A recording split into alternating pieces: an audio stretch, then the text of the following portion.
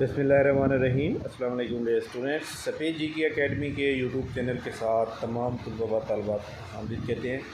तो मैं अभी जनाब दफ्तर के लिए तैयार हो रहा था, तो मैंने सोचा कि थोड़ी सी वीडियो बना दूँ और आज की हमारे जो प्रेडिक्शन है अबाउट रिज़ल्ट जो सब इंस्पेक्टर के फाइनल रिज़ल्ट हैं, लेक्चरार के रिटन रिज़ल्ट हैं और इसी तरह FPSC के अबाउट एक थोड़ी सी बात करनी थी।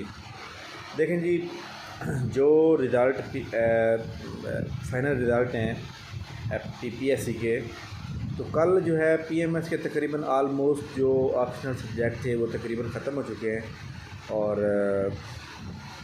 PMS के एग्ज़ाम ख़त्म होने के बाद जो मेंबर होते हैं वो वापस चले जाते हैं अपने ऑफिस, मतलब उनका हेड ऑफिस जो लाहौर में है वहाँ पर।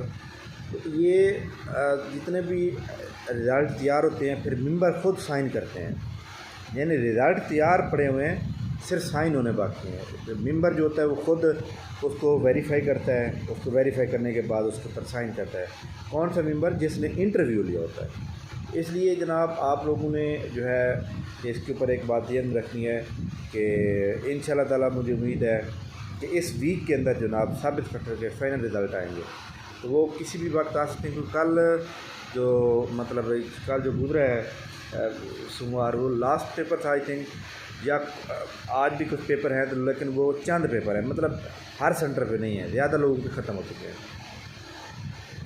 इसी तरह जो मई के अंदर, यानी कि मई के 3rd वीक में और मई के 4th वीक में जो लेक्चरार के पेपर हुए थे उनका रिज़ल्ट इंशाल्लाह ताला, उसके लिए किसी साइन की ज़रूरत नहीं होती, वो जैसे ही तैयार होते हैं फ़ौरन वेबसाइट पे अपलोड कर दिए जाते हैं। उसका रिज़ल्ट जो है, उम्मीद मुझे यही है कि आज रिज़ल्ट आएंगे, आज रिटन रिज़ल्ट भी आएंगे और आज फाइनल रिज़ल्ट भी आएंगे।